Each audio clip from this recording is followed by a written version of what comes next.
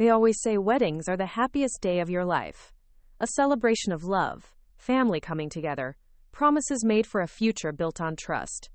That's what I thought too, until the moment I felt the shovel hit the back of my head and opened my eyes to find myself in a half-dug grave, my white dress soaked with mud, and my fiancé's sister, a woman I didn't even know existed until that morning, standing over me with hatred in her eyes and inheritance papers in her hand.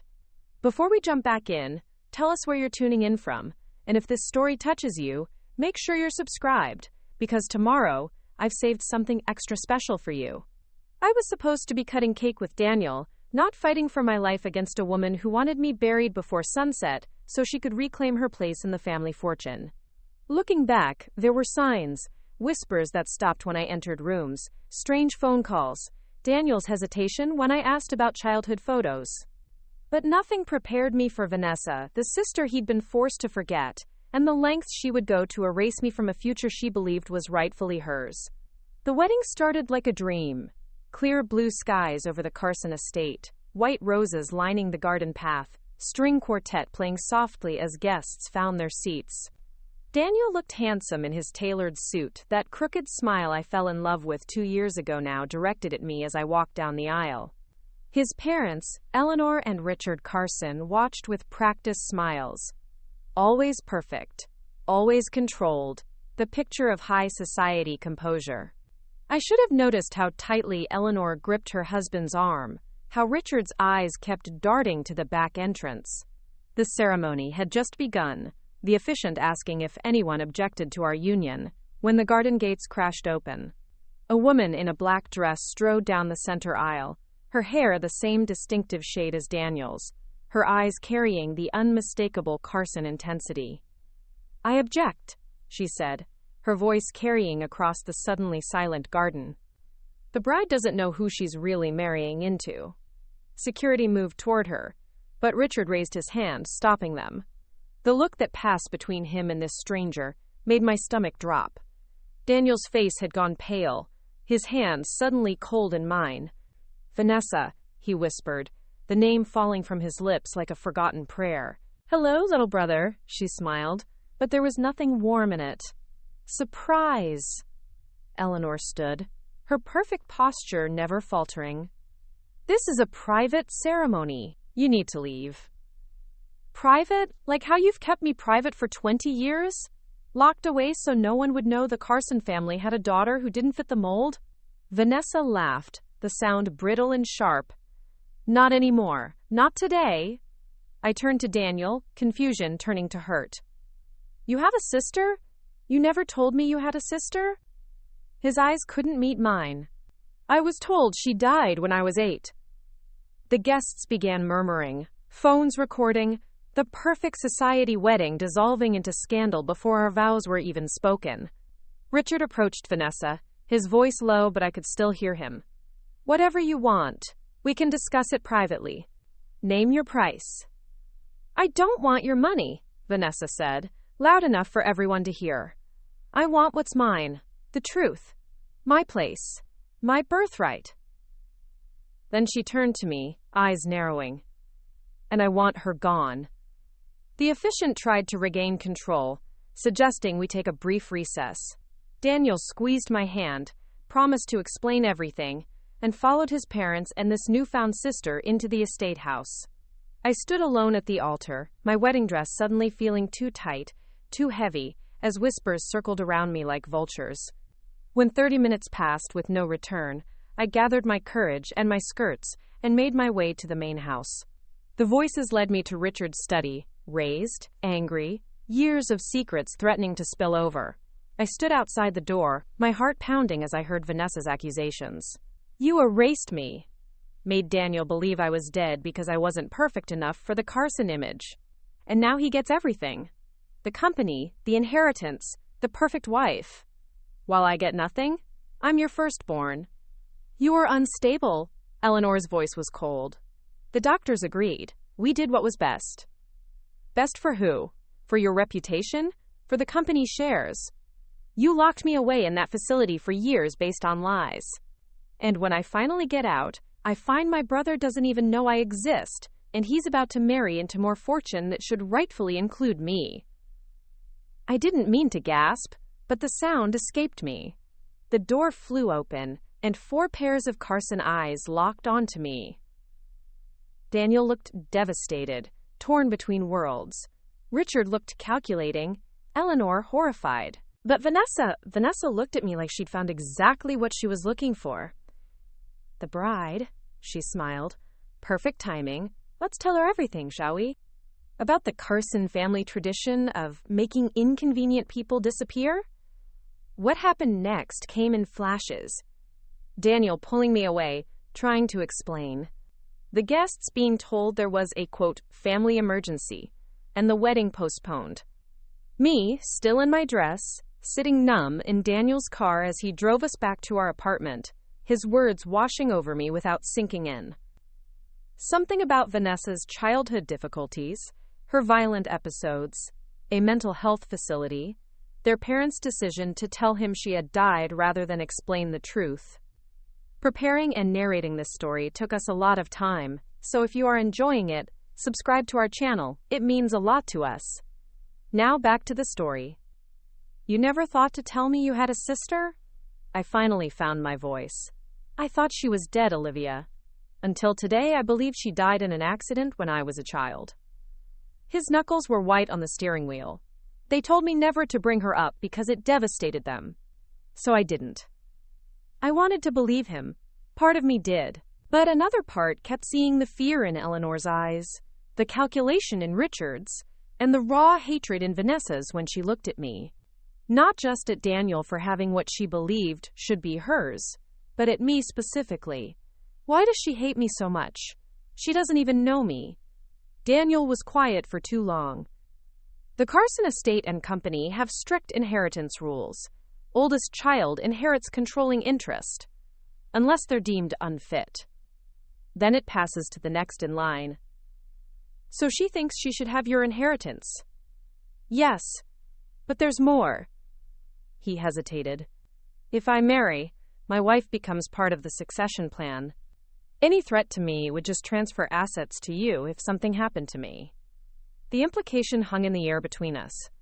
Vanessa didn't just want to stop the wedding. She wanted me gone completely. We reached our building, both lost in thought. Daniel went to park while I headed upstairs, my wedding dress dragging across the lobby floor, drawing stares. I just wanted to change, to wash this day away, to think clearly about what all this meant for us. I didn't notice the figure waiting by our door until it was too late. Hello, almost sister-in-law. Vanessa stepped from the shadows. We need to talk. Fear shot through me. How did you know where we live?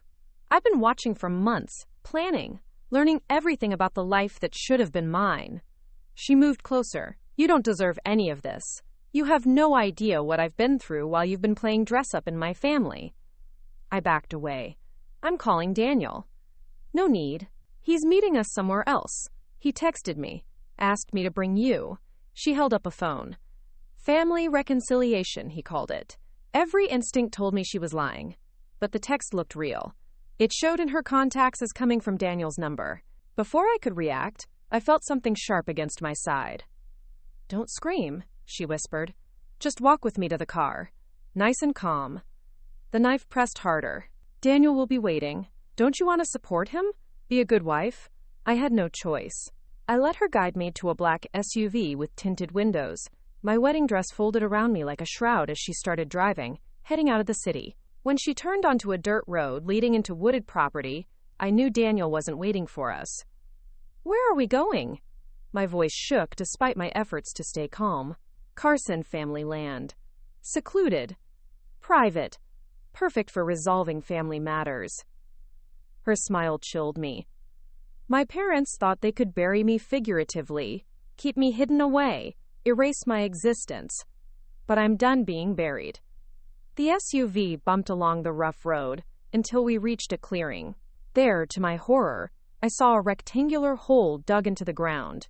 Beside it, a shovel. What is this?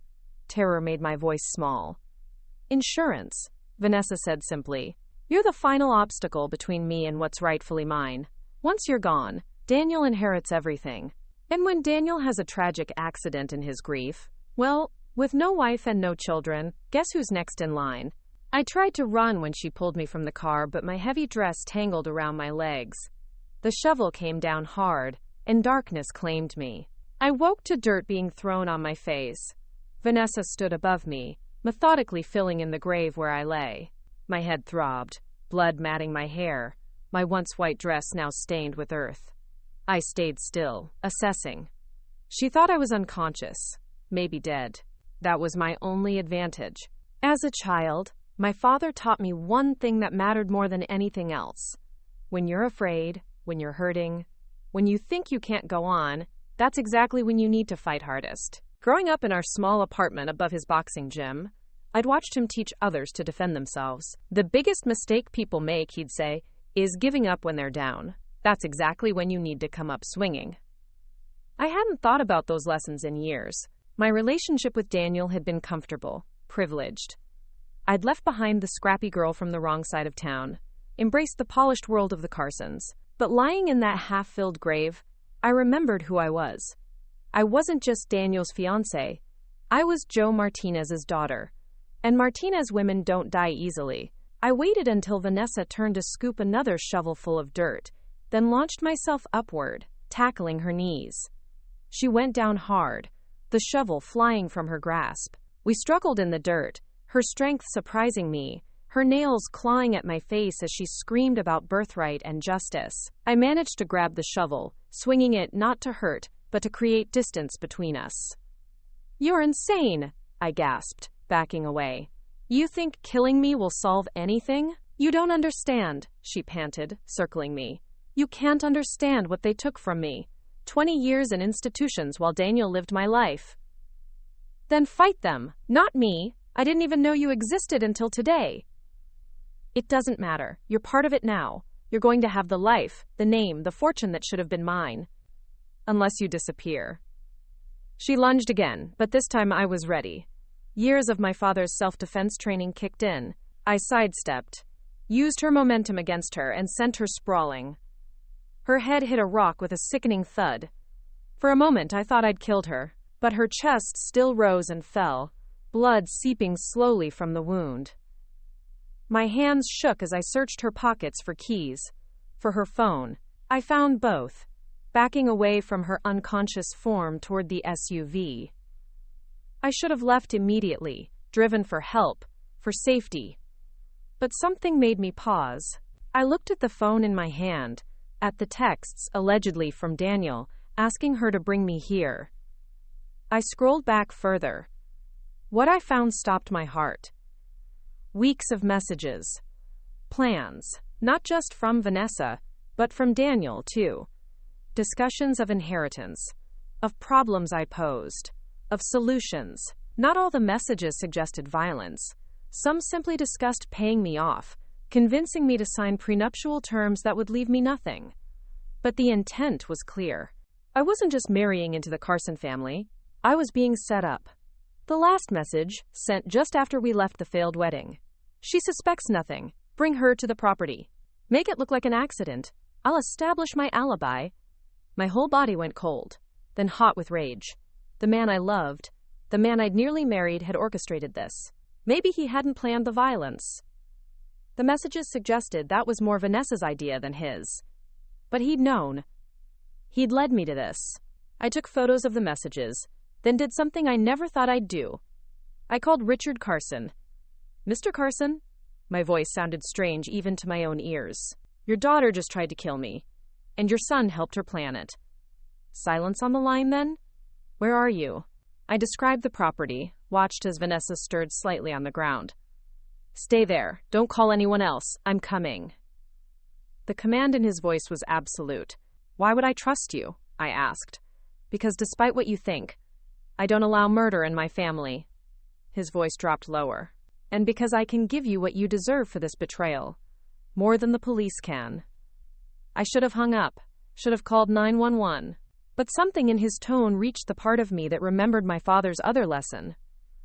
Sometimes, kid, justice doesn't come from a courtroom. Sometimes you have to claim it yourself. I waited, keeping my distance from Vanessa, the shovel gripped tightly in my hands. Within 30 minutes, 2 black SUVs pulled into the clearing. Richard emerged from one, Eleanor from the other. Their faces showed no surprise at the scene. The grave, their daughter unconscious, their almost daughter-in-law covered in dirt and blood in her ruined wedding dress. "Show me." Richard held out his hand for the phone. I kept my distance, but held up the screen, showed him the messages. His face hardened as he read. Eleanor peering over his shoulder, her perfect composure finally cracking. "Daniel knows about this location?" Richard asked. "According to the messages, he's the one who suggested it." Richard nodded to the men who had accompanied them. They moved to Vanessa, checking her pulse, lifting her carefully into one of the vehicles. "She needs a hospital," I said, surprised by the concern in my voice despite everything. "She'll receive care," Eleanor spoke finally, "as she always has." The implication was clear. Back to an institution. Back to being hidden. I felt sick. "And Daniel?" I asked. Richard's eyes met mine, calculating, assessing. "That depends on you." "On me? I'm the victim here." "Yes, and victims have choices. Police, scandal, trials, or private resolution." Eleanor stepped forward. "The Carson family protects its own and punishes betrayal." "I'm not a Carson," I reminded them. "No," Richard agreed. "But you could have been. And that counts for something." They outlined their offer there in the woods, beside the grave meant for me. Financial compensation. Significant financial compensation. Legal documents ensuring Daniel would never contact me again. A new start, far from here, with enough money to build whatever life I wanted. "And in exchange?" I asked, already knowing. "Discretion. This stays within the family. Daniel and Vanessa tried to kill me, and you want me to walk away with a check?" Richard's smile was cold. "I didn't say they wouldn't face consequences. Family consequences are often more lasting than legal ones, but those consequences aren't your concern." I thought about what justice would look like. A trial, my face splashed across newspapers, being known forever as the bride who was nearly buried alive. Daniel might go to prison, or he might not. Rich families had ways of avoiding consequences. And Vanessa, clearly unwell, clearly damaged by years of the Carson family's protection, would disappear back into whatever facility had held her before. I thought about my father, about what he would say, about the strength it takes to walk away sometimes. "I want triple what you're offering," I said finally. "And I want to see what happens to Daniel." Richard's eyebrows rose slightly. Eleanor began to protest, but he silenced her with a look.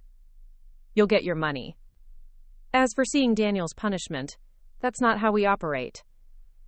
Then I walked to the police from here. A long silence stretched between us. Finally, Richard nodded. "You can witness. Once. Then you disappear from our lives completely." That night, I sat in Richard's study, still in my filthy wedding dress, as Daniel was brought in. His face, when he saw me, alive, present, seated beside his father, went from shock to fear to calculation in seconds. "Olivia, thank God," he started, the lie ready on his lips. "I've been looking everywhere for you. Vanessa took you? Are you hurt?" I was so worried. "Stop," Richard's voice cut through the room like ice. "We've seen the messages." Daniel's face drained of color. "The grave, the plans, your involvement." "Dad, I can explain." "No, you can't." Richard pushed a document across the desk. "Sign." Daniel's hands shook as he read the papers. I watched his face contort as he realized what was happening. The document transferred all his shares in the Carson Company, all his inheritance rights, all his trust funds and property claims, to a separate entity controlled by Richard. "You're cutting me off? Over her?" Daniel's face twisted toward me. "She's nobody. Just some girl from a rundown gym who thought she could marry into money." I flinched at the cruelty, at how quickly the mask of love had fallen away. Richard remained unmoved. "Sign, or the police get the evidence. Your choice." Daniel signed, his pen stabbing into the paper with each signature. "Now what?" he asked, voice hollow. "Now you leave. Tonight. The family jet is waiting. You'll be given a monthly stipend. Enough to live, not enough to return. If you ever contact Olivia, if you ever try to return to this city, the stipend ends and the evidence goes public. You're choosing her over your own son?" Richard's face showed emotion for the first time. Deep disappointment. "No. I'm choosing the family's future over a son who would conspire to murder an innocent woman for money. There's a difference." As Daniel was escorted out, his eyes found mine one last time, not with remorse, but with hatred. I realized then that I'd never really known him at all. When he was gone, Richard handed me a check with more zeros than I'd ever seen, along with legal documents ensuring my protection and silence. "What about Vanessa?" I asked. A shadow crossed his face. "My daughter's situation is complicated. She'll receive care and supervision." "She's still your child," I said quietly, "no matter how inconvenient." Something flickered in his eyes. Pain, perhaps, or recognition. "The car will take you wherever you need to go. Our agreement is concluded." I left the Carson estate that night, still in my wedding dress, with a check that would change my life and memories that would haunt me. I didn't go to the police. Not because of the money, but because in some ways Richard was right. The justice system might not have served any of us well in this twisted family drama. I returned to my father's gym the next morning. Joe Martinez took one look at me, bedraggled, exhausted, still in the remains of white satin and lace, and didn't ask questions. He just opened his arms, and for the first time since the shovel hit my head, I allowed myself to cry.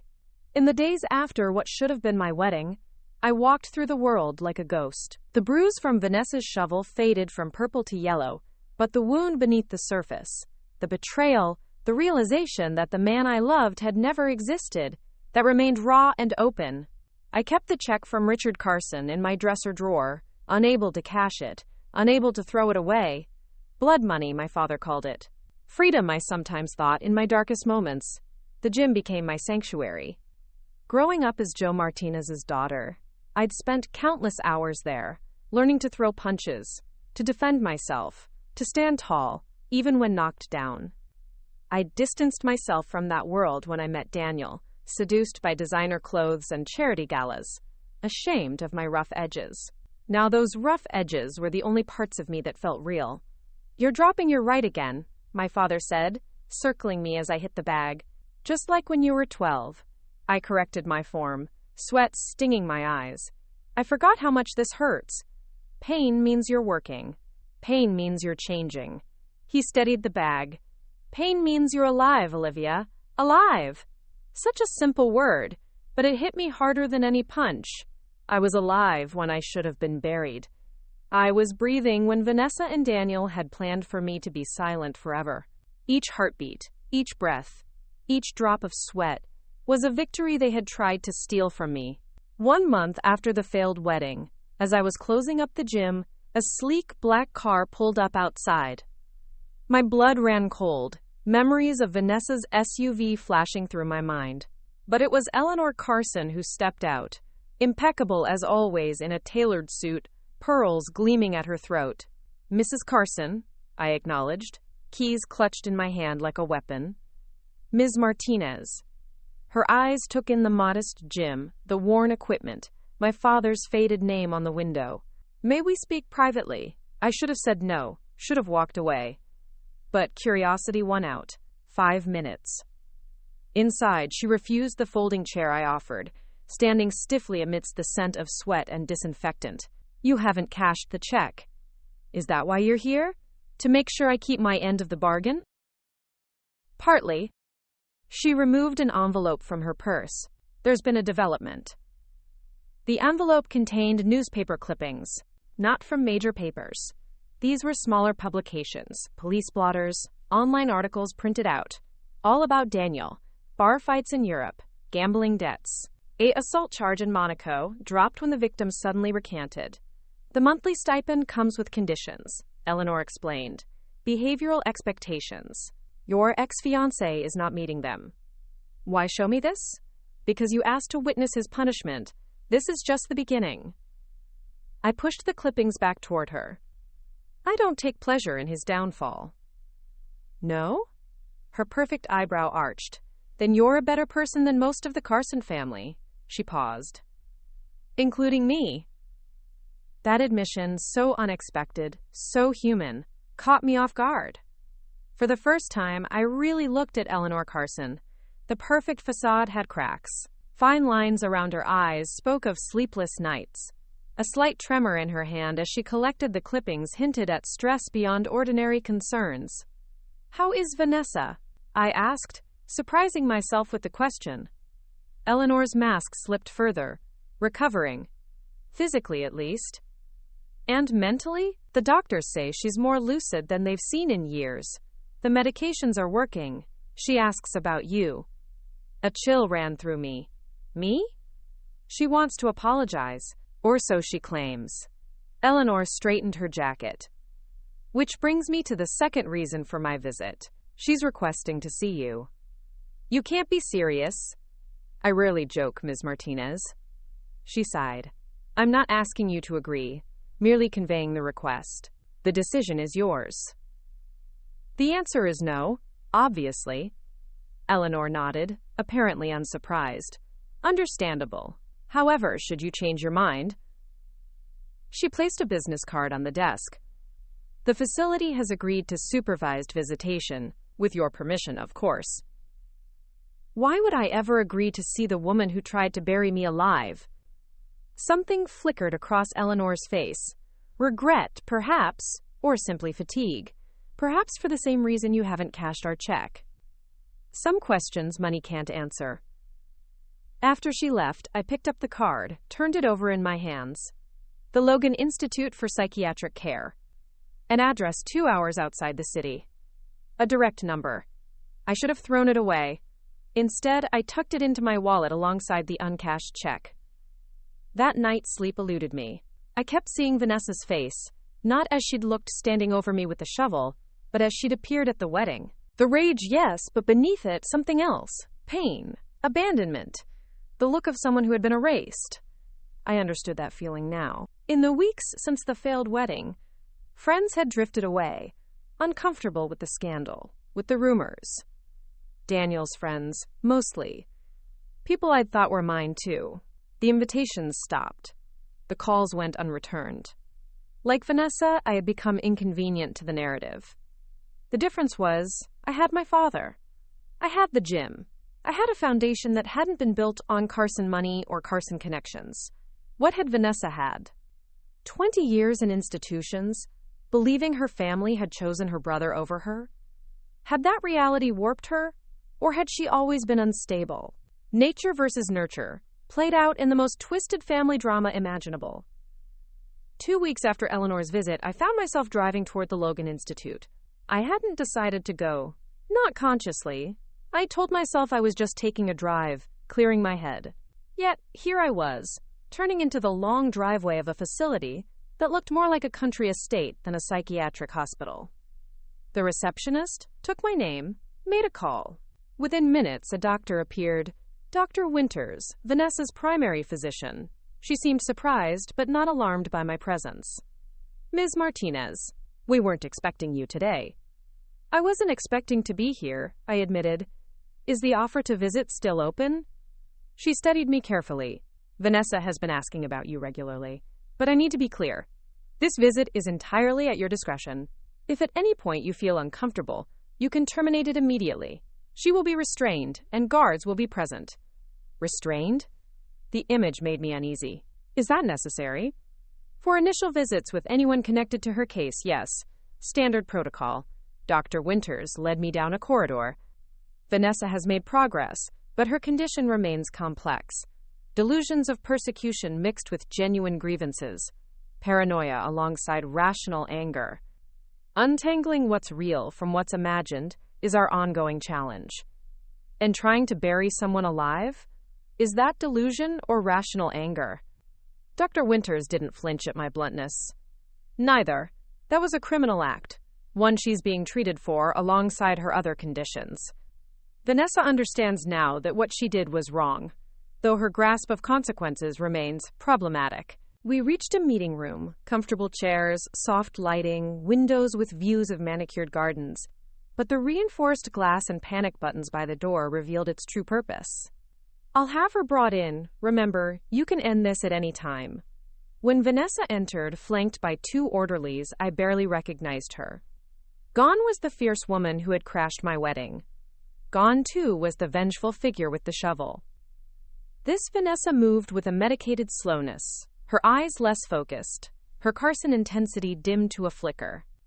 She wore simple clothes, hospital-issued pants and shirt, and her hands were indeed restrained before her.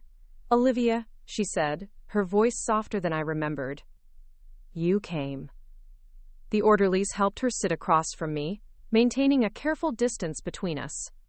Up close, I could see the family resemblance to Daniel more clearly, the same jawline, the same expressive eyebrows. But where his features had always arranged themselves into practiced charm, hers held a raw honesty that was almost painful to witness. "You asked to see me," I said, keeping my voice neutral. "Why?" She looked down at her restrained hands. "To say I'm sorry, though I know that's not enough." "Number." "It's not." I wasn't thinking clearly that day. I haven't been thinking clearly for a long time. She looked up, her eyes clearer for a moment. "That's not an excuse. Just a fact." I studied her, searching for deception, for the manipulation I'd come to expect from the Carsons. But all I saw was exhaustion, medication, and something that looked uncomfortably like recognition, as if she saw in me a reflection of herself. "Did you know?" I asked. "That Daniel was involved in the plan?" A bitter smile touched her lips. "Daniel has been involved in managing me since we were children. He learned from the best." "What does that mean?" "It means my brother became exactly what our parents raised him to be, someone who solves problems quietly, efficiently, without mess. I was the mess. You became a potential mess. The Carson way is to clean up messes before anyone notices them." The clarity in her analysis disturbed me. This didn't sound like delusion. It sounded like someone who knew her family all too well. "So he suggested the property? The grave?" "No." She shook her head. "That was my contribution." Poetic, I thought at the time. Being buried by the family that had buried me figuratively for years. She met my eyes directly. "The violence was mine. Daniel preferred financial solutions. Buy you off, threaten you into silence. But I wanted more. You wanted me dead. I wanted someone to pay for what was done to me. You were convenient. No excuses, no softening the truth. It wasn't about you, Olivia. It never was." Something about her honesty disarmed me. No Carson had ever been this direct, this unguarded. "Why tell me this now?" "Because I'm tired of lies. They told Daniel I was dead. They told me I was sick, when what they really meant was inconvenient. They told the world we were the perfect family." Her voice cracked slightly. "Lies built this family. Lies maintain it. I can't live with more lies. So this is, what? Redemption?" "Number understanding." She leaned forward slightly. "They'll never let me out of here, Olivia. Not really. I am the Carson's secret, the flaw in the perfect family portrait. But you got away. You're free." "Free?" I laughed bitterly. I can't sleep without checking the locks 3 times. I flinch at every unexpected sound. I lost my fiancé, my friends, my future in one day. That's not freedom, isn't it? You saw them for what they are. You walked away with your life and enough money to start over anywhere. You have a father who loves you without conditions. Her eyes held mine. I would trade places with you in a heartbeat. The raw envy in her voice silenced me. For the first time, I saw beyond my own pain to truly recognize hers. Decades of isolation, of being the family secret, of watching from the shadows as her brother lived the life that might have been hers. I have one more question, I said finally. If you had succeeded that day, if you had buried me and taken my place somehow, do you think you would have been happy? She considered this seriously, the medication not dulling her intelligence. No, she answered finally. I would have been a Carson. And Carsons aren't built for happiness. We're built for appearances. After that first visit, I didn't intend to return. Yet 2 weeks later, I found myself back at the Logan Institute. Then again the following month. Our conversations were never easy, never comfortable, but they held a strange honesty that I couldn't find elsewhere.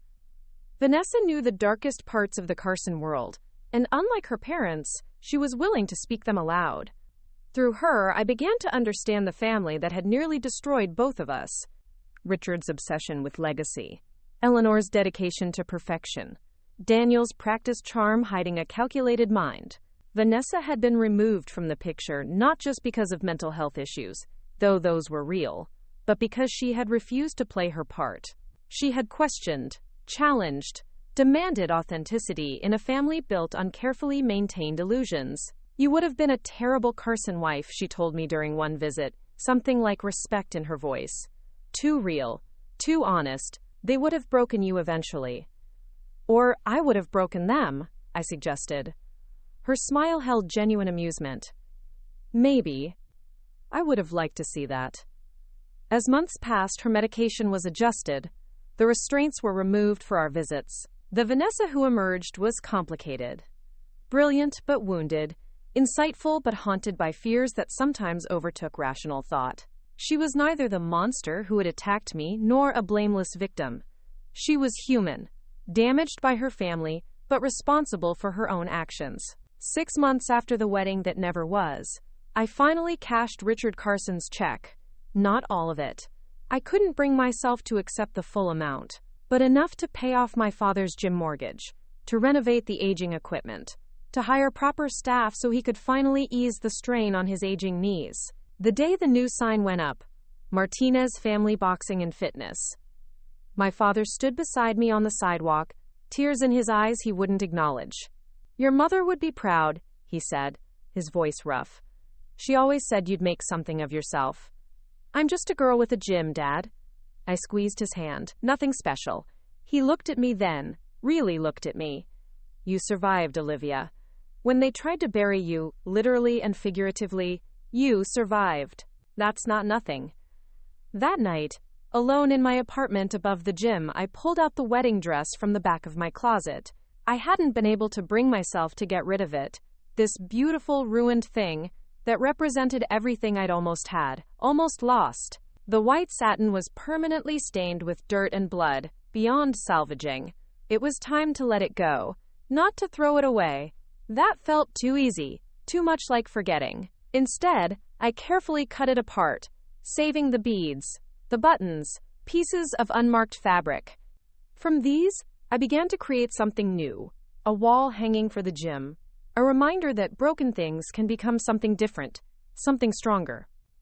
As I worked, a text came through on my phone, a number I didn't recognize, but the message made the sender clear. They're transferring me to a facility in Switzerland next week. Better views, further from home. I think they want to forget again. A-Tage-V. I stared at the screen, wondering how she'd gotten access to a phone, how she'd gotten my number. Classic Vanessa. Resourceful even when confined. Will you be okay? I texted back. The reply came quickly. Define. Okay. I'll survive. It's what Carson women do, apparently. Even the inconvenient ones. I thought about Vanessa, being moved across the world like a piece on a chessboard. Thought about Daniel, exiled but still free. Thought about Richard and Eleanor, still maintaining their perfect facade while their family splintered beyond repair. We're more than survivors, I typed. We're witnesses. And they know it. A long pause then. Keep telling our story, Olivia. Someone should know the truth. I set down the phone and picked up another piece of the wedding dress. This one stained with dirt from the grave that was meant to hold me. In my hands, even this would become something new. Something honest. Something real. The Martinez women don't stay buried. We rise. We rebuild. We remember. 1 year after the day I was meant to be buried, I stood in the center of the renovated Martinez family boxing and fitness, watching as teenage girls circled each other on the mat. My father moved between them, adjusting stances, demonstrating blocks. The Self-Defense for Young Women program had been my idea, turning our small gym into something more than just a place for fighters, a sanctuary for those who needed to find their strength. Remember, I called out to the circle of attentive faces, it's not about being fearless. It's about acting despite your fear. These Saturday morning classes had become the highlight of my week. Watching girls who had entered timid and uncertain gradually stand taller, move with more confidence, find voices that carried across the room. Some came from difficult homes, some from affluent families who wanted their daughters prepared for college campuses. All of them learned the same lessons: how to stand their ground, how to recognize danger, how to fight when necessary, and run when wiser. Lessons I wished I'd remembered sooner with Daniel. After class, as the girls gathered their things, one lingered. Marisol, 16, with serious eyes that reminded me of myself at that age. Ms. Martinez, can I ask you something personal? I sat on one of the benches, patted the space beside me. Go ahead. The wall hanging, she nodded toward my creation made from the wedding dress, now mounted prominently near the entrance, abstract shapes in white and pearl, stained portions transformed into shadowy trees and paths. Dad says it's from your wedding dress? The one from when... She hesitated. From when my fiancé's sister tried to bury me alive? I finished, keeping my voice matter-of-fact. Yes, it is. Why keep it? Why look at it every day? Such a simple question, but one that cut to the heart of everything. Because pretending bad things didn't happen doesn't make us stronger. Acknowledging them, transforming them, that's where power comes from. She considered this, her young face serious. Everyone at school talks about it, you know, about what happened to you. They call you the buried bride. She looked embarrassed. Sorry, that's probably awful to hear. I laughed, surprising both of us. The buried bride? Well, I've been called worse. Doesn't it bother you that people talk? It used to. A lot. I admitted. But then I realized something important. Their stories about me don't define me. Only my story defines me. And I'm still writing it. Marisol nodded slowly, then pulled something from her backpack. A school newspaper. That's why I wrote this, if that's okay. The headline read, Local Gym Owner Transforms Trauma into Triumph. Below is a thoughtful article about our self-defense program, about my journey from society fiancé to community mentor. Not sensationalized, not focused on the Carson scandal, but on what came after. The rebuilding, the purpose found in helping others find their strength. This is wonderful, Marisol, I said, genuinely touched. Thank you. She grinned, confidence breaking through her usual reserve. I'm thinking of becoming a journalist. Someone needs to tell the real stories, right?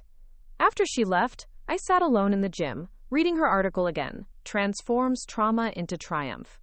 Such a neat, tidy phrase for a process that had been anything but neat or tidy. The panic attacks that still woke me some nights. The way I still checked behind me when walking alone. The dreams where I was still in that grave. Dirt filling my mouth. Unable to scream. What the article couldn't capture, was how healing happens in irregular bursts. Some days I felt invincible, like I had conquered mountains. Other days, the smallest reminder could send me spiraling back into darkness. Recovery wasn't a straight line. It was a tangled path with unexpected setbacks and surprising breakthroughs. The gym door opened, pulling me from my thoughts. My father entered, followed by a woman I didn't immediately recognize. Elegant, hair pulled back in a sleek ponytail, designer sunglasses despite the cloudy day. Olivia, my father's voice held a warning. You have a visitor. The woman removed her sunglasses, and I felt my body tense automatically. Eleanor Carson looked different, Thinner, her perfect posture slightly diminished, fine lines around her eyes more pronounced. But the Carson authority still radiated from her like a force field. "Ms. Martinez," she acknowledged, "you're looking well." My father hovered protectively. "You want me to stay live?" "It's okay, Dad." I stood to face Eleanor. "I can handle this." He nodded reluctantly, shooting Eleanor a look that clearly communicated consequences should anything happen to his daughter. The door closed behind him, leaving us alone in the gym that still echoed with the energy of the morning's class. "Self-defense for young women," Eleanor observed, looking at the flyers posted near the door. "Commendable." "Why are you here, Mrs. Carson?" I asked directly. "It's been a year." She placed her designer handbag on the bench, a gesture so incongruous in this setting that it almost made me smile. "Several reasons. First, practical matters." She removed an envelope from her bag.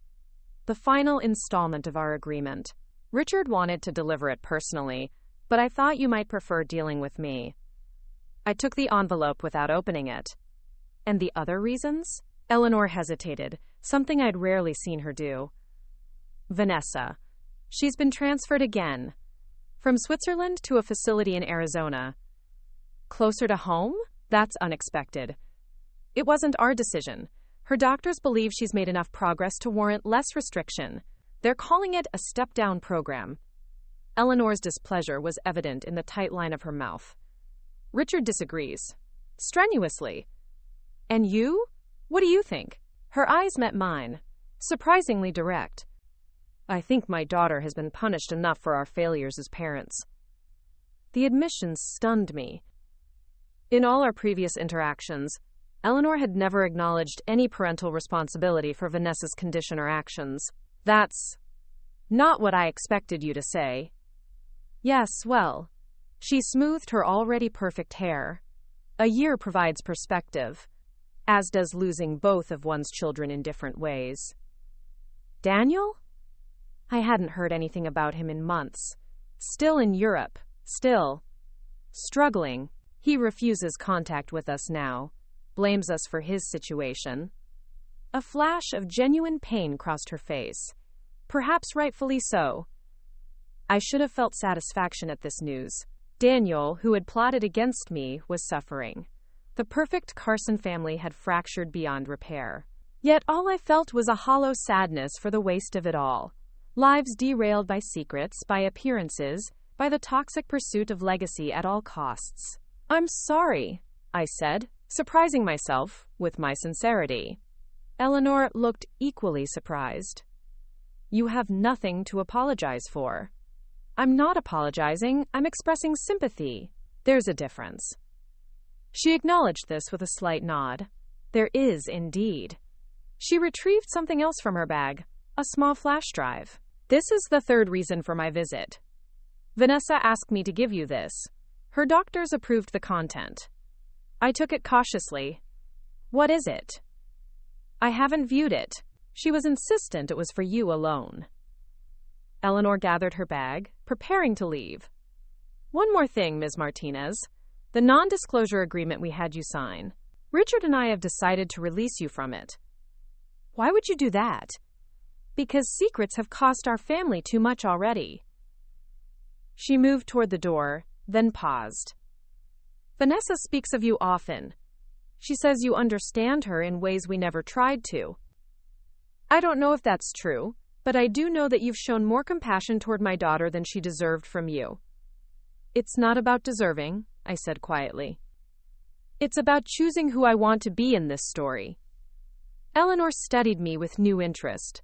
"You would have made a terrible Carson," she said finally. I smiled slightly. "So I've been told." After she left, I sat alone with the flash drive in my palm, wondering what message Vanessa could possibly have sent me. Our strange connection, victim and attacker, both damaged by the same family in different ways, had evolved into something I couldn't quite name. Not friendship exactly, but a mutual recognition. Two women who had survived the Carson legacy in our own ways. That evening, after the gym closed, I finally plugged the drive into my laptop. Vanessa's face appeared on screen. healthier than I'd last seen her, her eyes clearer, her movements more natural. The institutional setting was still evident in the background, but she looked more present, more herself. "Olivia," she began, "if you're watching this, it means my mother actually delivered it. Small victories." Her smile was wry. "I wanted to tell you something important. Something I couldn't say in our visits because I wasn't ready, and I'm not sure you were either." She shifted, tucking her legs beneath her in the chair, a casual posture I'd never seen from her before. The doctors here have this concept called narrative therapy. The idea is that we're all living stories we tell ourselves, and sometimes those stories become traps. The Carson story was always about perfection, legacy, appearances. I was written out because I didn't fit. You were almost buried because you threatened the plot. She leaned closer to the camera. But here's what I've learned. We get to write our own stories. Even me, even now. My story isn't just crazy Carson daughter or attempted murderer. It's more complicated than that. Just like your story isn't just the buried bride. I flinched at hearing the nickname from her lips. "I'm working on a book," she continued. "My therapist suggested it. The truth about growing up, Carson, about the institutions, about what happened to you. Not for publication, at least not anytime soon, but for me, for clarity, for ownership of my own narrative." She paused, seeming to choose her words carefully. "I've reached the part about you, about what I did, and I realized something important. I never really apologized, not properly. I said the words, but from behind medication and restraints and fear. So I'm saying it now, clear-headed and free-choosing. I am deeply, truly sorry for what I did to you, Olivia. Not just the physical attack, but for seeing you as a plot device rather than a person. For making you a target of rage that wasn't about you at all." I felt tears forming, unexpected and unwelcome. Vanessa's clarity, her ownership of her actions without excuses, struck me more powerfully than any previous interaction. "I don't expect forgiveness," she continued. "I don't even ask for it. What I did was unforgivable. But I want you to know that your visits, your willingness to see me as more than my worst action, that changed something fundamental for me. You didn't have to do that. No one would have blamed you for walking away, for hating me forever. The fact that you didn't, that's a kind of grace I didn't know existed." She wiped at her own eyes, emotion breaking through her composure. "The doctors say I might be eligible for supervised release next year, not freedom. I'll always need monitoring, medication, support. But a chance at something like a normal life. A halfway house, maybe. Eventually an apartment with regular check-ins." My breath caught. Vanessa, out in the world again. The thought should have terrified me. Instead, I felt something unexpected. Hope. Hope that she could indeed write a new chapter, that the story wasn't finished for either of us. "I won't contact you again after this," she promised. "You've done more than enough. But I wanted you to know that whatever happens next in my story, you helped make it possible, by seeing me as human even when I failed to see you that way. Thank you, Olivia. Live well, be happy." That's the best ending either of us could hope for. The video ended, leaving me staring at a blank screen, tears flowing freely now. I sat in the quiet of the gym, surrounded by the tools of strength and defense, and allowed myself to feel the full weight of the past year. The pain, the fear, the slow climb back toward trust and purpose. The next morning, I made a decision. I'd been avoiding dating, avoiding new connections, afraid to trust after Daniel's betrayal. But isolation wasn't healing. It was just another form of burial. So when Mike, the supplier who delivered our equipment, asked me to coffee for the third time, I finally said yes. "Just coffee," I warned him. "Nothing more." He smiled, this kind man with honest eyes who knew my story. Everyone in town did, and still saw someone worth knowing. Coffee is a perfect place to start.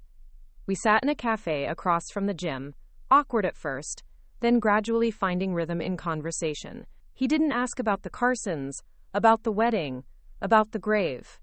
Instead, he asked about my plans for the gym, about the self-defense program, about the book I was reading. Normal questions. Present questions. Why did you keep asking me out?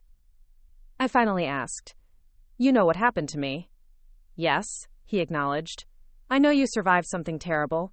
I know you rebuilt your life instead of letting it destroy you. I know you turned your pain into purpose with those self-defense classes. He shrugged. Those seem like pretty good reasons to want to know someone better. For the first time in a year, I felt a flutter of possibility. Not romance. It was too soon for that. But connection. A reminder that my story extended beyond the Carson chapter, beyond the grave that was meant to hold me. That evening, I received a letter, an actual paper letter from Marisol. Her article had been picked up by the city newspaper. They wanted to interview me about the self-defense program, about turning personal trauma into community healing. She declined on my behalf, knowing I valued my privacy, but wanted me to know that our work was being noticed. I sat down and wrote back immediately. Tell them yes. Some stories need to be told. 2 days later, I found myself sitting across from a journalist in the gym, explaining how the program worked, why it mattered, how seeing young women find their power helped me reclaim my own. I didn't shy away from my history. It was public record, after all, but I didn't let it dominate the conversation either. Some people call you the buried bride, the journalist said toward the end of our interview. How do you feel about that? I considered my answer carefully. Names can be traps or they can be transformations. I was nearly buried, yes. I was a bride who never made it to I do, but those facts don't define me. What I've built from them does. I gestured around the gym, to the wall hanging made from my wedding dress, to the space where young women learn to protect themselves. This is who I am now. Not buried, not silenced, not defined by what was done to me, but by what I chose to do next. The article ran the following Sunday. By Monday morning, our phone was ringing constantly. Women wanting to join classes, parents wanting to enroll their daughters, even other gyms asking about our curriculum. My father watched with pride as I handled the calls, scheduled new sessions, began training additional instructors. Your mother would be so proud, he said, his eyes bright. She always said you had a fighter's heart. I get that from both of you, I replied, hugging him tightly. That night, as I closed up the gym, I paused before the wall hanging my transformed wedding dress. In the fabric's new arrangement, what had once been dirt stains now looked like a path winding through shadows toward light. Not by accident, I had designed it that way, a reminder that direction matters more than damage. I thought about Vanessa's words. We get to write our own stories. The Carson family had tried to write mine, casting me first as the perfect society wife, then as an obstacle to be removed, finally as a victim who should stay silently out of sight. They had tried to bury more than my body. They had tried to bury my voice, my truth, my future. But soil that's meant to suffocate can also nourish new growth. In walking away from their narrative, I had found my own. Not despite what happened, but because of how I chose to respond to it. I touched the fabric one last time before turning off the lights. Tomorrow would bring new classes, new students, new chapters, in a story still unfolding. The buried bride had risen, had transformed, had found purpose in helping others rise too. Some people are buried by their darkest moments.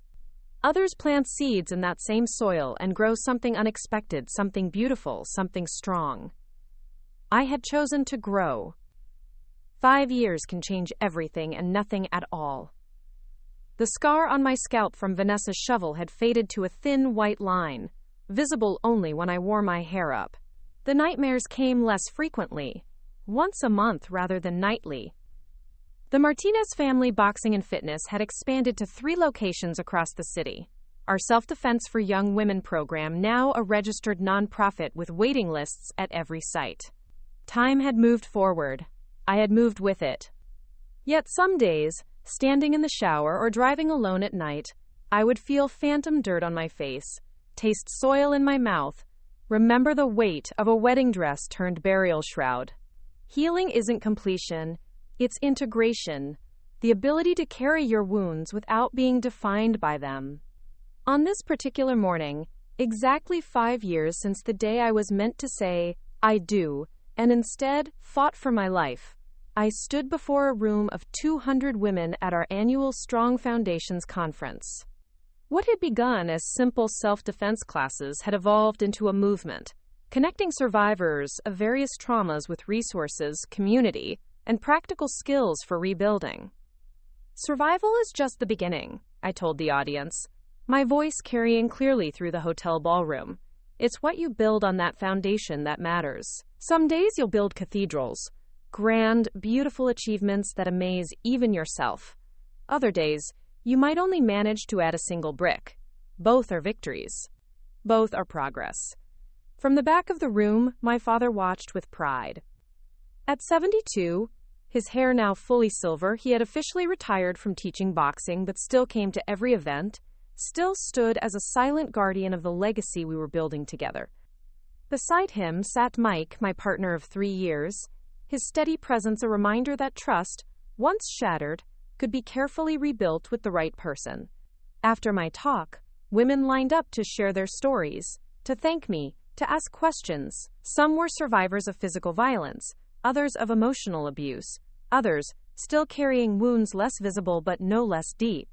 I listened to each one, knowing that being truly heard is sometimes the most powerful medicine. Ms. Martinez? A young woman approached as the crowd thinned. Early 20s, with a familiar intensity in her eyes. You probably don't remember me. I'm Marisol Garcia. I was in your first self-defense class. I wrote that article for my school paper. Of course I remember you. I smiled, genuinely pleased. The aspiring journalist. How are you? She beamed. Graduating from Columbia Journalism next month. Got an internship at the Times starting in June. She hesitated, then added, Your story was my college application essay. How you transformed what happened to you into something that helps others. I felt a complex mix of emotions.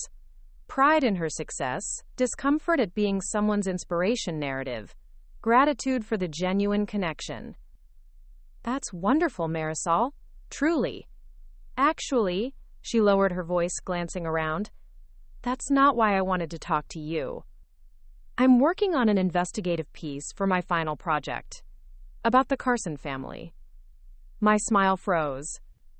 Despite all the public interest in my story over the years, I had maintained a careful distance from the Carson name in my public speaking and interviews.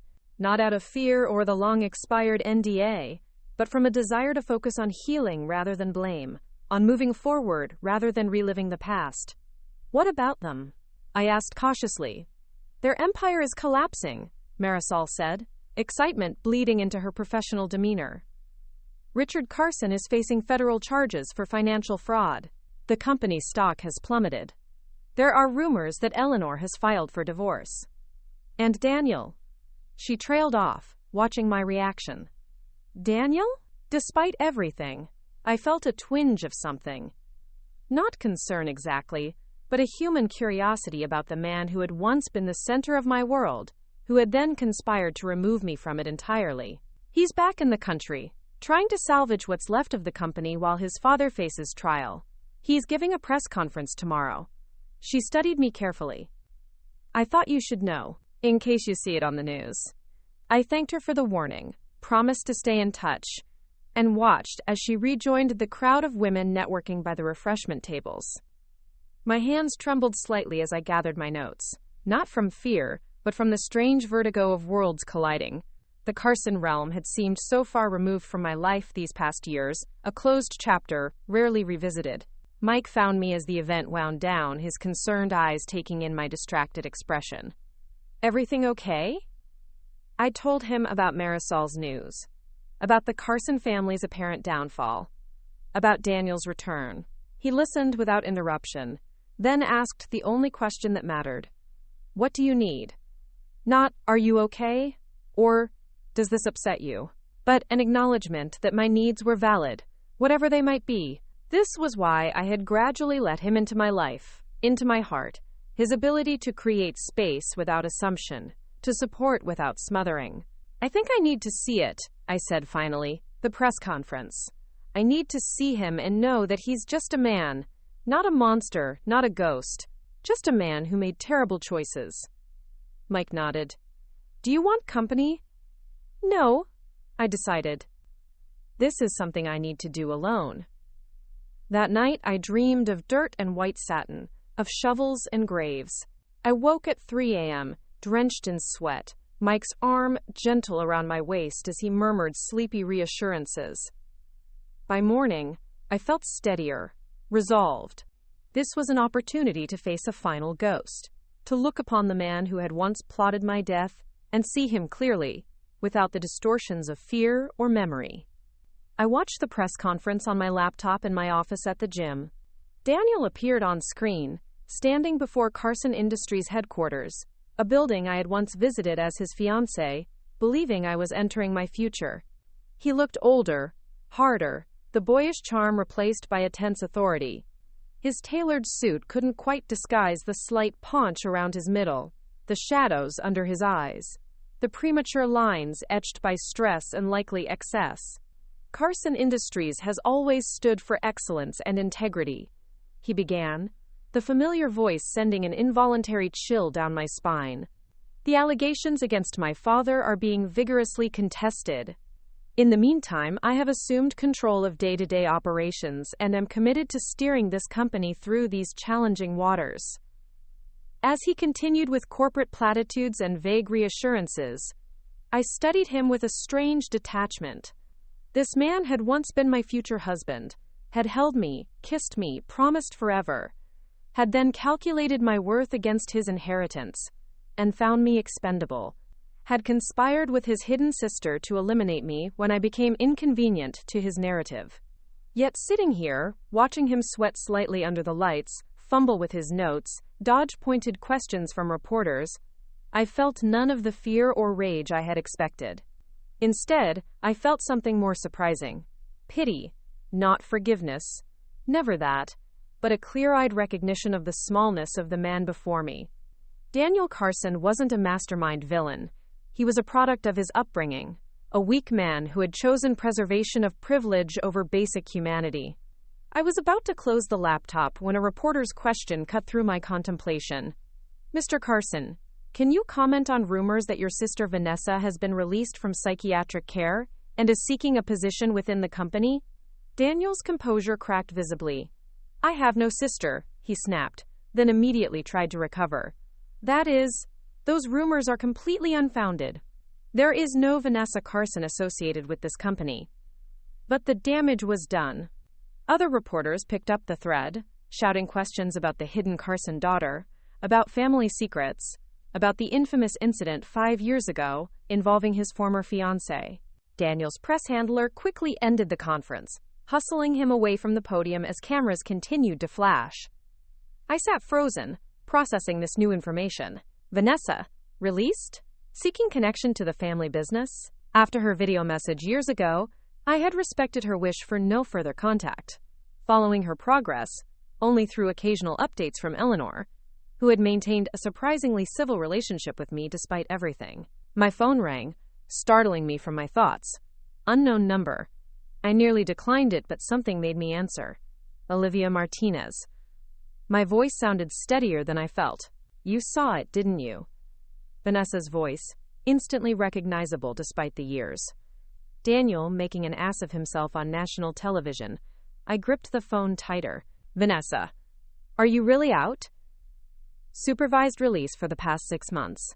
Apartment, job, weekly therapy, monthly check-ins with my case manager. She sounded different. Calmer, more grounded. I'm sorry to call out of the blue. I got your number from my mother.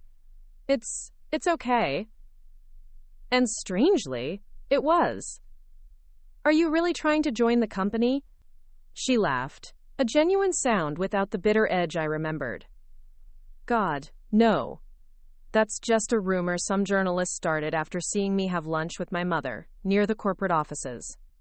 I have zero interest in the Carson empire, especially now that it's circling the drain. Then why call me? I asked directly. A pause. Because it's time. For both of us. Don't you think? I knew immediately what she meant. Closure, not the neatly packaged kind from self-help books, but the messy, necessary confrontation with the past that allows for genuine release. Where? I asked simply. The place, she replied. Where it happened. Tomorrow at noon, if you're willing. Every instinct screamed against returning to the site where I was nearly buried alive. Yet some deeper wisdom recognized the importance of this pilgrimage, this reclaiming of space that had been marked by violence.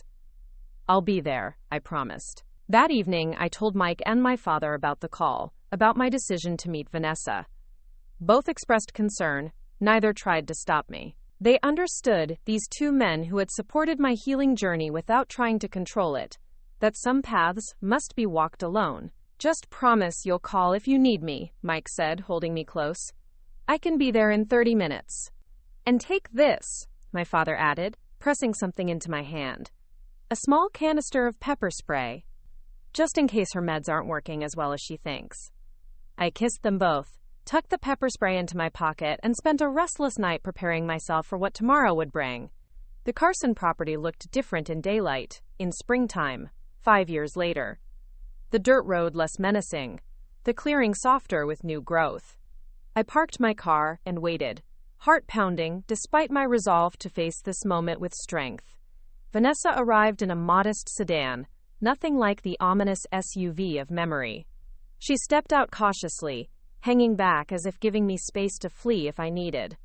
She looked normal, healthy, dressed in simple jeans and a sweater, haircut in a practical bob, face free of the intensity that had once defined her. Only her eyes remained distinctively Carson, sharp, intelligent, missing nothing. You came, she said, keeping her distance. So did you. I remained beside my car, hand in my pocket where the pepper spray waited. We stood in silence, the spring breeze rustling through trees that had witnessed the darkest moment of both our lives. Finally, Vanessa gestured toward a path leading deeper into the property. It's this way, if you still want to see it. I nodded, following several paces behind her. We walked in silence until the clearing opened up before us, the place where the grave had been dug. Nature had reclaimed it completely. Wildflowers grew where I had once lain bleeding. Grass had covered any trace of disturbed earth. If I hadn't known what had happened here, I would have thought it a peaceful spot. Nothing more. I come here sometimes, Vanessa said quietly. Part of my therapy. Confronting what I did. What I almost became. I studied her profile, searching for signs of the woman who had stood over me with a shovel, with hatred in her eyes. She met my gaze steadily, allowing the scrutiny. Are you better? I asked finally. Really better? I managed, she answered honestly. Medication, therapy, support systems. The illness doesn't go away, but I've learned to recognize when I'm slipping, when delusions start feeling more real than reality. I have emergency contacts, crisis plans. She paused. I'm not a danger anymore, to you or anyone else. I believed her. Not blindly, the pepper spray remained in my pocket, but with the intuition that comes from having faced the worst and survived it. Vanessa Carson had tried to kill me, but the woman standing before me now was not the same person who had wielded that shovel. What do you do now? I asked, genuinely curious. I work at a bookstore. Nothing glamorous. I live in a small apartment with a cat named Fred. I write, my memoir is almost finished, though I don't know if I'll ever publish it. A smile touched her lips. I follow your work, you know. The self-defense programs, the conferences. You've built something remarkable, Olivia. Thank you, I said simply. We stood together at the edge of what had almost been my grave. Two women whose lives had been shattered and rebuilt in vastly different ways. Not friends, never that, but connected by a shared history that couldn't be erased, only integrated into the people we had become. I have a question, I said finally. One I've never asked. Did you hate me? Really me, not just what I represented? Vanessa considered this seriously. No, she answered after a long moment. I hated what you had, what you were going to have, what had been taken from me. But you were a symbol, not a person. That was the problem. I didn't see you as real. She met my eyes directly. I see you now, though. I have for years. That's part of recovery, recognizing the humanity in others, not just your own pain. And Daniel? Your parents? Do you see them too? A shadow crossed her face. Yes. Which is why I maintain my distance. Seeing them clearly means understanding how toxic they are, how damaging their influence can be. My mother visits occasionally, under controlled circumstances. My father and brother, those bridges remain burned. For my own protection. I nodded, understanding completely. Some people can't be safely kept in your life, no matter your shared history. Setting boundaries isn't weakness, it's survival. Why did you want to meet here? I asked. Why today? Because it's been exactly 5 years, she said. And because I'm leaving. Moving to Portland next month. New start, new therapist, new support system. Before I go, I needed, not forgiveness, I would never ask for that. But acknowledgement, maybe, that we both survived. That neither of us let this place become our ending. I looked around the peaceful clearing, at the wildflowers dancing in the breeze, at the woman who had once been my nightmare standing vulnerable in the sunlight. I thought about how close I had come to dying here, how that near death had ultimately propelled me toward a life of greater purpose and deeper meaning than I might otherwise have found. I brought something, I said, reaching into my bag. I pulled out a small square of fabric, a piece of my wedding dress that I hadn't used in the wall hanging. I thought we could bury it, not as a forgiveness ritual, but as an acknowledgement that what happened here is finished, that we've both moved beyond it. Vanessa's eyes widened slightly, then filled with tears she quickly blinked away. I'd like that. We found a spot beneath a young oak tree. Using a stick, we dug a small hole together. Not a grave, but a planting place. I placed the square of once white fabric into the earth. Vanessa covered it with soil, then added wildflower seeds from a packet in her pocket. Life where there could have been death, she said quietly. We didn't embrace when we parted. That would have been too much, too false. Instead, we simply stood facing each other, two women who had traveled through darkness and emerged transformed. Be well, Olivia Martinez, Vanessa said finally. Be well, Vanessa Carson, I replied. As I drove away from the Carson property for the final time, I felt a weight lifting, not dramatically, not completely, but noticeably. The past would always be part of me. The dirt, and the dress, and the grave. But it wasn't a chain anymore. It was simply a chapter in a much longer story. Back at the gym, I found my father and Mike waiting, trying to pretend they hadn't been worried sick. I hugged them both, breathing in their steadfast presence, their unwavering support. How was it? Mike asked carefully. It was... I searched for the right word. Necessary. That evening, as we prepared dinner together in the apartment above the original gym location, the home I had chosen to keep despite being able to afford something grander, I watched the news report about Carson Industries. Richard Carson had been indicted on multiple counts of fraud. The company's stock had plummeted further. Daniel looked haunted as he pushed through reporters. No comment, no comment, no comment. I felt nothing watching him now. No fear, no anger, no satisfaction at his downfall. He was simply a man facing the consequences of his choices, as we all must eventually do. Turn it off, I said to Mike. Let's talk about something that matters. He smiled, understanding immediately. We spent the evening discussing expansion plans for the nonprofit, ideas for reaching more vulnerable communities, ways to make our programs more accessible. Real work that made a real difference, built on the foundation of everything I had survived and everything I had learned. Later, lying in bed beside Mike, I thought about the fabric buried beneath the oak tree, about seeds pushing through soil towards sunlight, about the strange, unpredictable paths that trauma and healing can take. Some people bury their pain, trying to forget it ever existed.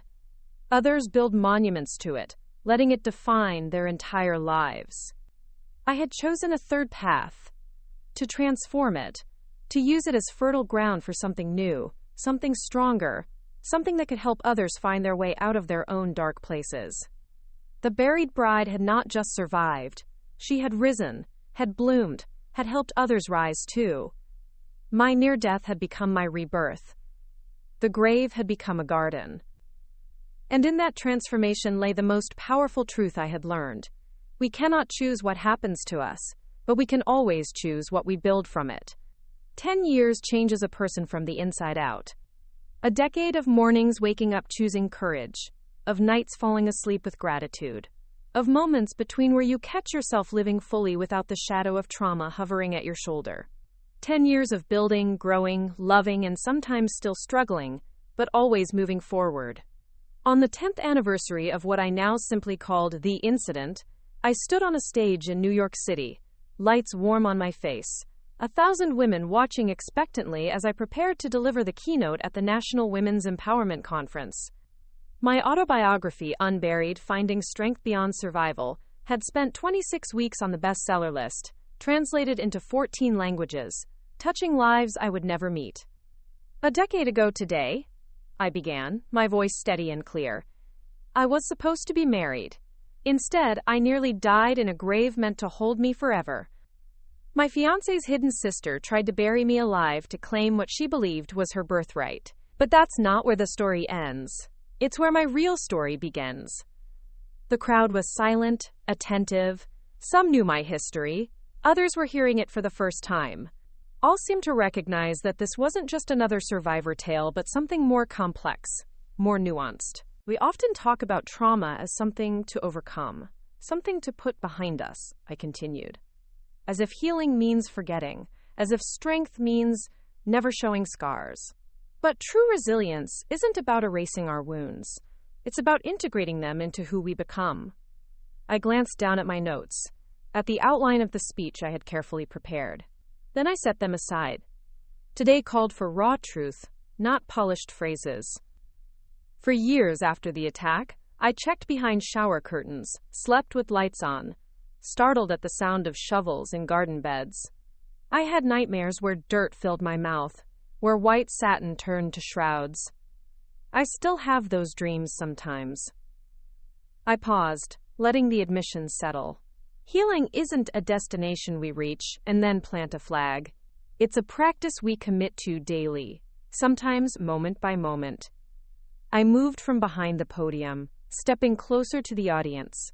The question I'm asked most often is how did I forgive? How did I rebuild? How did I find purpose after such betrayal? The truth is, I didn't do it all at once. I did it breath by breath, choice by choice, day by day. And I didn't do it alone. As if on cue, my father stood from his seat in the front row, 82 now, using a cane but straight-backed and proud. Beside him rose Mike, my husband of 4 years, his steady presence a daily reminder that trust, once broken, could be rebuilt with the right foundation. One by one, others stood, women from my first self-defense classes, staff from our nonprofit centers, survivors who had found their way forward through our programs. This is how we heal, I said, gesturing to the standing supporters. Not in isolation, but in community. Not by forgetting, but by transforming. Not by burying our stories, but by telling them in ways that light paths for others.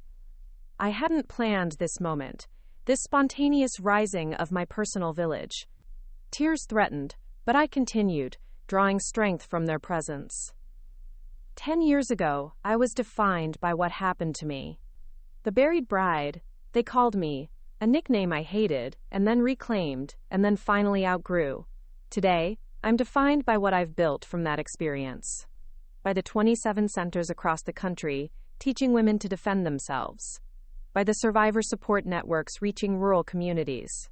By the scholarship programs helping women rebuild after trauma. I took a deep breath, ready to share what I hadn't told anyone except my closest circle. And today, I'm defined by new life growing inside me. My hand rested briefly on my still flat stomach, where my and Mike's first child had just reached the 12-week mark. A daughter who will be born into a world where her mother's worst moment became the foundation for her greatest purpose. The applause was thunderous, genuine. As it faded, I moved to the heart of what I wanted to share. But this anniversary isn't just about celebrating survival or even transformation. It's about acknowledging an uncomfortable truth. Sometimes our deepest wounds become our most powerful gifts to the world. Not because trauma is good, it never is, but because how we respond to it can create ripples that touch countless lives. I thought about all the women who had passed through our programs, who had found their voices, their strength, their paths forward. Women who might never have crossed my path if I hadn't first been buried in that grave. I don't believe everything happens for a reason, I continued. I don't believe trauma is somehow cosmically justified if good eventually comes from it. But I do believe we have the power to create meaning from even our darkest experiences, to alchemize pain into purpose, to use our scars as maps for others lost in their own wilderness. The remainder of my speech wove personal narrative with practical wisdom, offering tools for resilience based not on toxic positivity or spiritual bypassing, but on the messy, complicated reality of healing. When I finished, the standing ovation lasted several minutes. Women wiping tears, nodding in recognition, some embracing their neighbors in solidarity. Afterward, during the book signing portion, a familiar face appeared before my table. Older, more mature, but instantly recognizable. Marisol, I smiled, genuinely delighted. The Times Star investigative reporter. She blushed slightly. Hardly a star, but thank you. Your speech was incredible, Olivia. And your series on women's safety in public housing was Pulitzer-worthy, I countered, recalling her groundbreaking work from the previous year. Actually, she hesitated, I'm working on something new. Something that might interest you. She glanced around, lowered her voice. It's about Vanessa Carson. My pen paused over the book I'd been signing. Vanessa? Is she all right? More than all right, Marisol said. Her memoir is being published next month. The Hidden Carson, a story of mental illness, family secrets, and redemption. It's already generating significant buzz in publishing circles. I absorbed this information, surprised not by the book. Vanessa had mentioned working on it years ago when we met at the property, but by the decision to publish. To step into the public eye after so many years of shadows. She mentions you, Marisol continued, respectfully, powerfully. She credits your willingness to see her humanity, even after what she did, as a turning point in her recovery. I felt a complex mixture of emotions. Unease at being part of someone else's narrative, appreciation for the acknowledgement, concern about revisiting a chapter I had worked hard to integrate and move beyond. She wants to talk to you, Marisol added. Before the book releases, she asked me to give you this. She handed me a card with a phone number. I thanked her, tucked the card away, and continued with the signing. But my mind kept returning to Vanessa, our strange, complicated connection, our last meeting at the property 5 years ago, the fabric we had buried together beneath the oak tree. That evening, in the quiet of our hotel room, I shared the news with Mike. He listened without judgment, his hand warm against mine. Will you call her?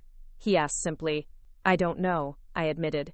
Part of me wants to keep that door closed, to focus on our future. My hand drifted to my stomach, to our growing daughter, but another part recognizes that our stories are intertwined, whether I want them to be or not. Whatever you decide, Mike said, I'm with you. But remember, engaging with her book or her story doesn't mean reopening old wounds. It might just be acknowledging that healing happens on both sides of a trauma. His wisdom, as always, created space for me to find my own truth. The next morning, after a night of reflection, I called the number. Vanessa answered on the second ring, as if she'd been waiting. Olivia, thank you for calling. Congratulations on the book, I said, keeping my tone neutral but not cold. Marisol mentioned it's being published soon. Yes. She paused. That's why I wanted to talk to you. I don't want it to blindside you or cause any distress. I've been careful how I've written about what happened, about you. Respectful. But I understand if you'd rather not have that chapter of your life revisited in public. Her consideration surprised me, though perhaps it shouldn't have. The Vanessa of today was not the Vanessa who had wielded a shovel with murderous intent. She had done her own work, walked her own healing path. I appreciate that, I said honestly. But your story is yours to tell, including the parts that intersect with mine. I'd like to send you the manuscript, she offered, before it goes to final print. Not for approval. I wouldn't put that burden on you, but so you're prepared for what's coming. I agreed, and we spoke for a few minutes more. Careful, civil conversation between two women connected by a history neither had chosen but both had transformed in their own ways. She was still in Portland, had built a quiet life there as a part-time librarian and writer. She remained on medication, in therapy, committed to her mental health. She asked about my work, expressed admiration for the nonprofit's growth. Before we ended the call, she said something that stayed with me long after. We were both buried by the Carson family in different ways. You physically, for hours. Me, figuratively, for decades. But we both found ways to rise. There's power in that parallel, don't you think? A week later, her manuscript arrived. I read it over a weekend, bracing myself for distortions or justifications. Instead, I found brutal honesty about her illness, about her family's toxic dynamics, about her crime against me. She portrayed herself neither as blameless victim nor irredeemable monster, but as a complex human being who had done terrible things while unwell and spent years working toward genuine rehabilitation. The chapter about the attack was unflinching in its accountability. She described her thought processes, the delusions that had seemed so real, the rage that had consumed her. But she also made clear that mental illness explained her actions without excusing them. She wrote about our subsequent meetings in the institution, at the property years later, with a sensitivity that surprised me, capturing the unusual connection we had formed without romanticizing it or minimizing the harm done. When I finished reading, I sat for a long time in silence, processing. Then I picked up my phone and sent her a text. Your truth honors both our journeys. Thank you for your honesty and respect. I support the book's publication. Her reply came quickly. Your generosity continues to teach me about true strength. Thank you. The following month, as Vanessa's publication date approached, I received an unexpected invitation. Not from Vanessa, but from a prestigious women's magazine wanting to do a joint interview with both of us. Victim and Attacker, 10 years later, read the proposed headline. I declined immediately, explaining that while I supported Vanessa telling her story, I had no interest in having our complex history packaged into neat journalistic boxes for public consumption. Some boundaries are necessary, even in healing. Some parts of our journey remain private, sacred, not for others' entertainment or education. Instead, I focused on the future unfolding before me, the expanding nonprofit, the new curriculum being developed for teenagers, the daughter growing steadily within me. At my 20-week ultrasound, when we saw her perfect profile on the screen, Mike squeezed my hands so tightly, I felt our pulses merge into one rhythm. She's beautiful, he whispered, eyes fixed on the monitor. She's strong, I replied, watching her tiny heart beating steadily, like her grandmother. We had decided to name her Maria, after my mother, who had died when I was in college, whose memory had sustained me through my darkest hours. Maria Martinez Reynolds would be born into a world shaped partly by what had happened to me, but more importantly by what I had built from it. As my pregnancy progressed, I scaled back travel but continued working, adapting my roles to accommodate my changing body and energy. The nonprofit had grown beyond my daily management anyway, with capable directors running each location, with programs that had taken on lives of their own. My role had evolved to vision keeper, spokesperson, mentor to the next generation of leaders. On a crisp autumn morning in my third trimester, I received a package, a beautifully wrapped gift box, with no return address, but a Portland postmark. Inside was a small, exquisitely crafted mobile for a baby's crib. delicate paper flowers hung from branches of twisted silver wire, dancing with the slightest movement of air. A card nestled beneath read simply, "For the next generation. May she grow in strength and never know shadows. Nagus V." I hung the mobile above the crib we had prepared in the nursery, watching as the paper flowers twirled in the gentle breeze from the open window. There was something poetic about it. Beauty created by hands that had once held a shovel with such different intent. Redemption manifests in unexpected ways, through unexpected channels. 2 weeks before my due date, Vanessa's book was released to significant attention. As promised, she handled media appearances with dignity and accountability, never sensationalizing what had happened, always emphasizing her ongoing mental health work and the consequences of her actions.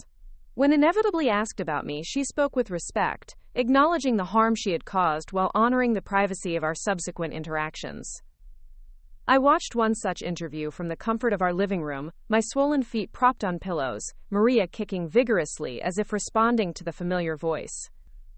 On screen, Vanessa looked poised, articulate, nothing like the wild-eyed woman who had crashed my wedding or the heavily medicated patient I'd first visited in the institution. "What would you say to Olivia Martinez if she's watching?" the interviewer asked. Vanessa paused, choosing her words carefully.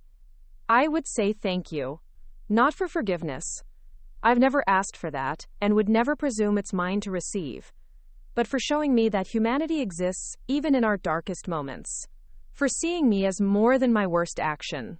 That lesson has guided my recovery more than any medication or therapy." Up next, you've got 2 more standout stories right on your screen. If this one hit the mark, you won't want to pass these up. Just click and check them out. And don't forget to subscribe and turn on the notification bell so you don't miss any upload from us.